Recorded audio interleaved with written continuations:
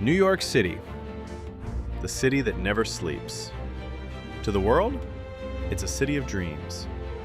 But to an architect, it is the world's largest time machine. Think about it. If you walk the winding streets of Lower Manhattan, you're basically standing in the 1600s.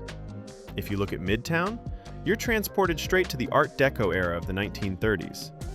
And if you look up, way up at the sky, you see the future.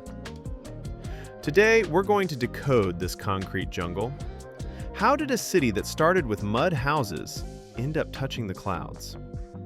This is the history of New York architecture.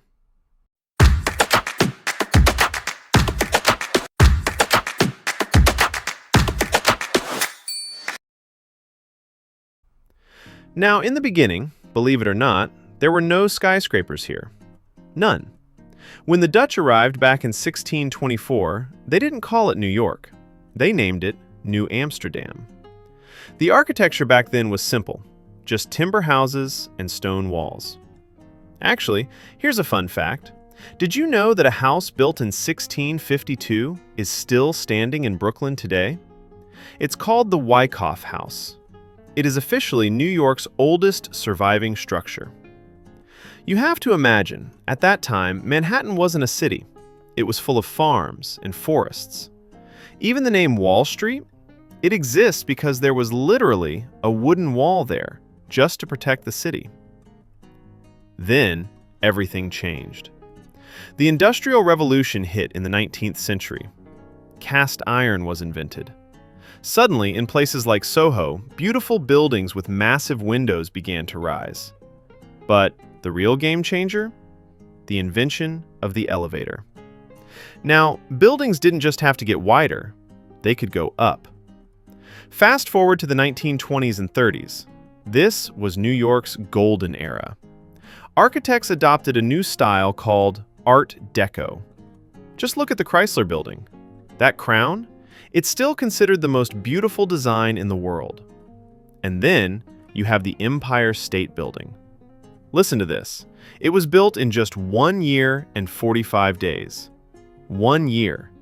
And it stood as the tallest building in the world for 40 years. After World War II, the style shifted again. Ornamentation?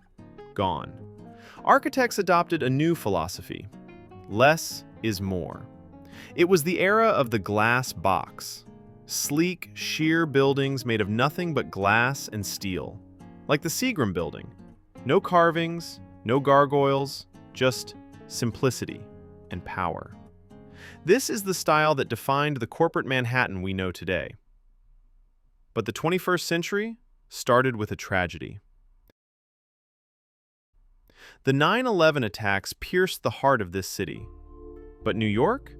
New York didn't give up. Rising from the ashes came One World Trade Center, the tallest building in the Western Hemisphere. And it's not just a building, it is a symbol of hope. And today? Today, New York is building something totally different. Pencil towers. These structures on 57th Street are so thin that they actually sway in the wind. It's an engineering marvel that we've never seen before. You see, New York's architecture isn't just brick and stone. It is history, written in the sky. So, tell me, which NYC building is your favorite? Let me know in the comments.